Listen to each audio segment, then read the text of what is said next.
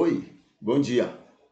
Nós vamos estar cultuando a Deus. Nós vamos estar louvando a Deus mais uma vez, conversando a respeito da revelação do Senhor, a respeito do amor de Deus, tá bom? Então a gente vai estar conversando sobre isso.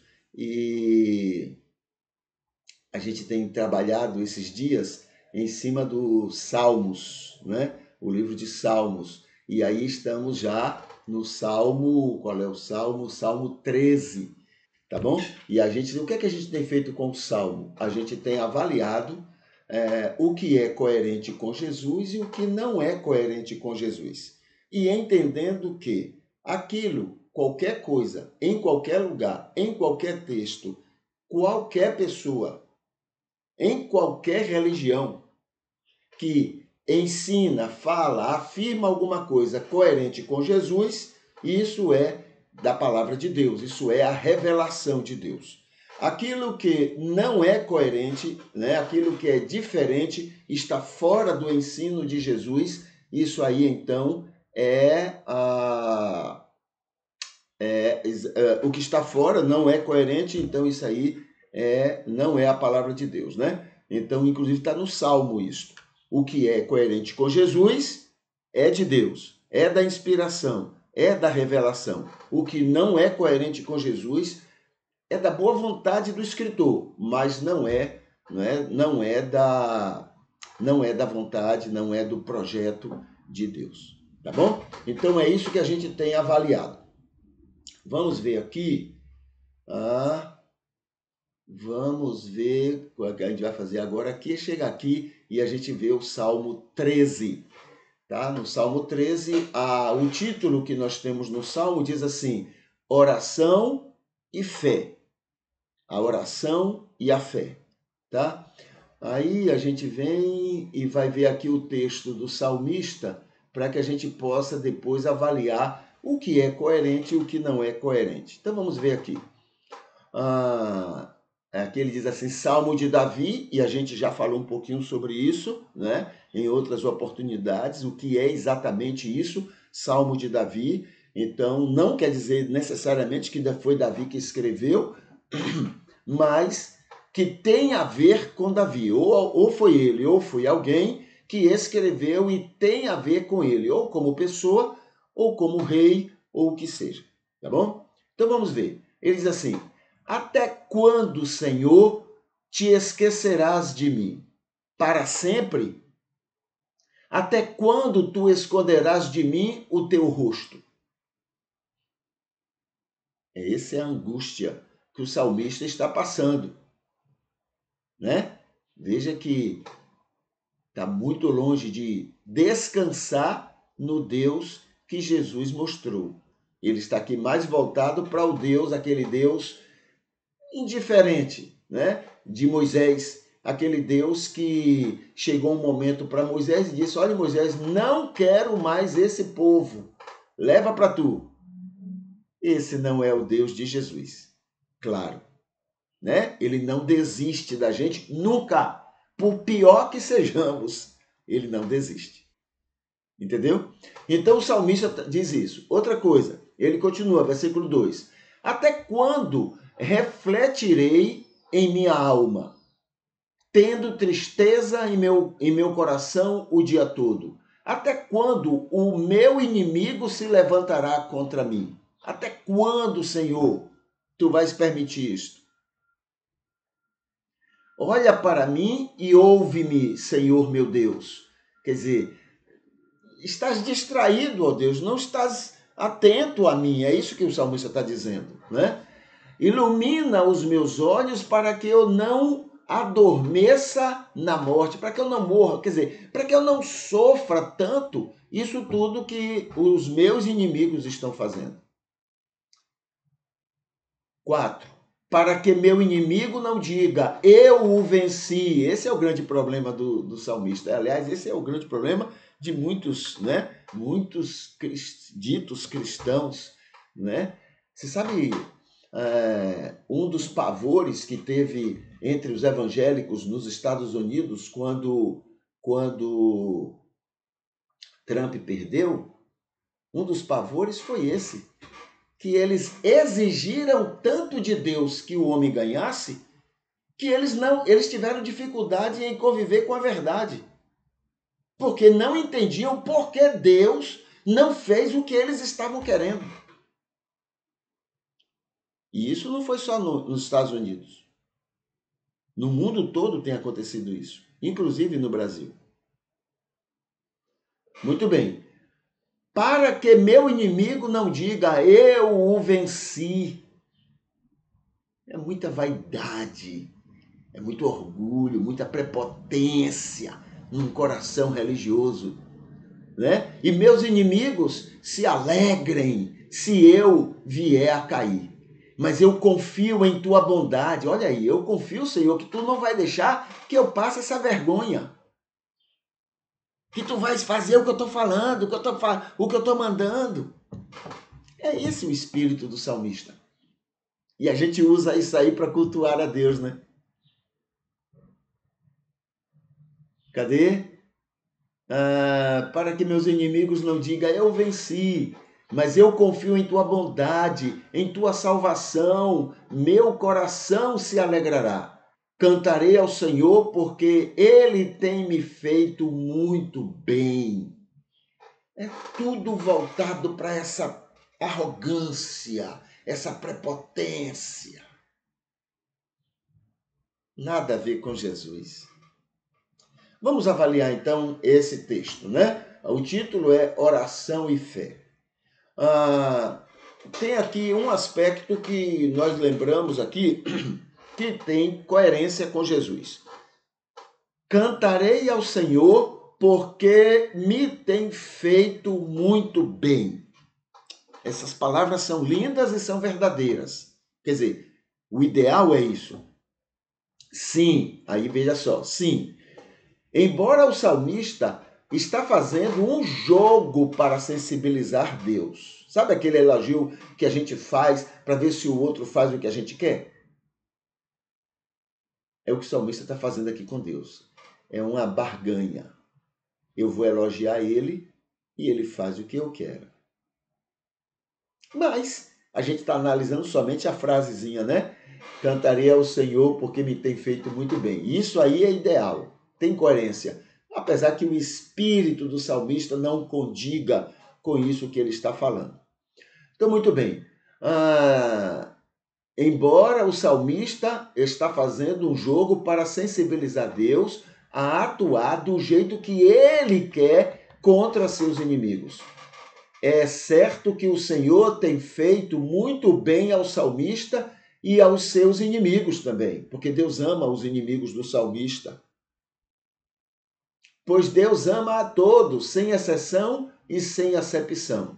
E isto explica por que o Senhor tem maneiras sábias para resolver os conflitos que o salmista queria manipular Deus para resolver do seu jeito humano e carnal. E a gente usa isso para cultuar a Deus, não esqueçamos disso, tá? Entre as incoerências com Jesus, aqui eu anotei 8 incoerências. Incoerências com Jesus. A primeira está aqui assim, entre as incoerências com Jesus Cristo. Até quando, Senhor, esquecerás de mim? O salmista falando para Deus. Não conhece o Deus de Jesus.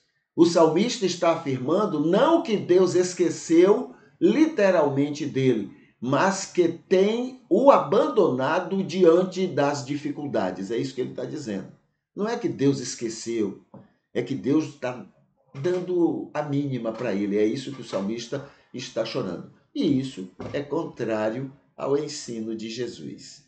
Ele ama intensamente toda e qualquer pessoa.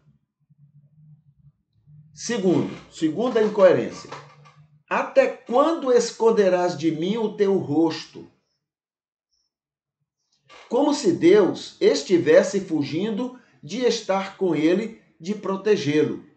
Tudo ao contrário do que Jesus ensinou a respeito de amor e proteção do Senhor com todas as pessoas, inclusive o salmista e o que ele considerava seus inimigos. Até quando esconderás de mim o teu rosto? Olha que absurdo. Não conhece Deus. Qualquer que seja o sentido que ele está dando nessa palavra, não tem a ver com Deus. Esconder o teu rosto de mim? Me largar no problema sozinho? Não é de Deus. Ninguém ele faz isso. Terceira incoerência com Jesus. Até quando terei tristeza em minha alma e coração, Senhor? Havendo tristeza na vida do salmista, não era culpa de Deus, pois se confiasse só um pouco, não haveria esta tristeza. Se confiasse em Deus um pouquinho, não haveria essa tristeza e essa angústia. Meu Deus, mas Deus não incrimina ninguém por isto, porque tem pouca fé. Entendeu? Ele não incrimina. Ele não, você tem pouca fé, se vire. Não. Esse não é o Deus de Jesus. Jesus falou várias vezes para os apóstolos, homens de pouca fé, e ainda assim não dispensou nenhum deles, não desprezou nenhum deles, continuou com eles e abençoando eles. Esse é o Deus que Jesus ensinou. Não aquele Deus pequeno, fraco de Moisés. O que Moisés entendeu da revelação de Deus. Aí ele continua aqui. A quinta incoerência, né? Olha para mim e me ouve, Senhor. O salmista está apelando. Ele sabe que Deus está vendo e está lhe ouvindo. O que realmente ele quer é que Deus faça contra seus inimigos do jeito que ele acha que deve ser em sua justiça humana e prepotente. Ouve, me escuta, Senhor, olha para mim, quer dizer, faça o que eu estou mandando. Parece muito com a gente. Parece demais com a gente. O salmista, é tanto que a gente não pode nem criticar dele, porque a gente repete todas essas tolices, todas essas infantilidades que o salmista menciona aí. Um mínimo de confiança em Deus jamais levaria o salmista a falar, a cantar e a dizer isso aí, inclusive diretamente para o próprio Deus. Ele teria até vergonha. Um mínimo de conhecimento sobre o Deus de Jesus. A sexta incoerência. Não deixe que eu sofra e morra com tudo isto. Não deixa, Senhor. Faz parte do apelo para tentar controlar Deus e seu poder contra os considerados inimigos. É uma artimanha, é um jogo para tentar controlar Deus do jeito que ele acha, do jeito que o salmista quer controlar, para Deus fazer do jeito que o salmista quer. 7. Para que meus inimigos não vençam contra mim, não zombem de mim. Essa vaidade. Fez a besteira, fez a tolice, tentou manipular Deus e agora não quer pagar o preço. Não deixa, Senhor, que os meus inimigos zombem de mim e a minha fé. Faz o que eu estou mandando. Eu ouvi muito isso de cristãos. Eu vi muito disto em cristãos tentando manipular Deus e depois desesperado porque Deus não estava fazendo o que ele queria. Mas eu confio em tua bondade, ele falando, o salmista. Parece bonitinho, né? As palavras são bonitas, mas por trás delas o salmista está afirmando e apelando para que o Senhor obedeça a sua vontade contra seus inimigos. Eu confio em tua bondade, eu confio que tu vais fazer o que eu estou mandando. E a gente usa isso aí, para adorar a Deus. E não tem nada a ver com Deus. Não tem nada a ver com Jesus. Isso é do coração do homem vaidoso, prepotente, orgulhoso, cheio de vontade. Nada submisso à vontade de Deus aí. Nada. Não precisava ele ouvir de Jesus. Quando o Espírito trabalha no coração da gente, o Espírito nos leva a amar o próximo, a respeitar a individualidade do próximo, respeitar os limites do próximo. Isso. Eu conheço pessoas que nem muito ligados a Deus são e vivem isso. Porque há uma imagem e semelhança em todo ser humano. E o que eu vejo também são muitos cristãos que se sentem donos da cocada preta porque eles têm um Deus que eles podem controlar na oração para fazer as vontades deles. É isso que o salmista fez. E faz no Salmo 13. Tá bom? Muito bem. Vamos agora aqui para os nossos motivos de oração para hoje. Hoje é quarta-feira, então a gente clica aqui e a gente vai lá para os motivos de oração. Então tá aqui. Agradecemos por ele querer abençoar todos, toda pessoa, sem exceção. Agradecemos a Deus por isto. E a gente entra no bolo, porque não somos diferentes, nem piores, nem melhores do que os outros. Agradecemos por ele querer o melhor para todo mundo no mundo e querer nos usar nisso. Por ele ter muita misericórdia conosco, muita misericórdia.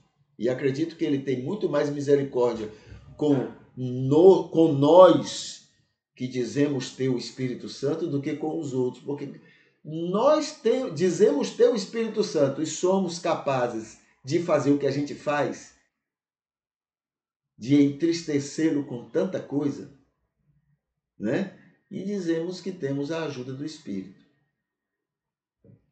Agradecemos também pelos que cultuam conosco sempre.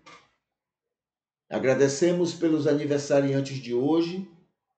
Agradecemos pelos cuidados com enfermos e desprotegidos. Agradecemos pelos anjos na minha lista de oração.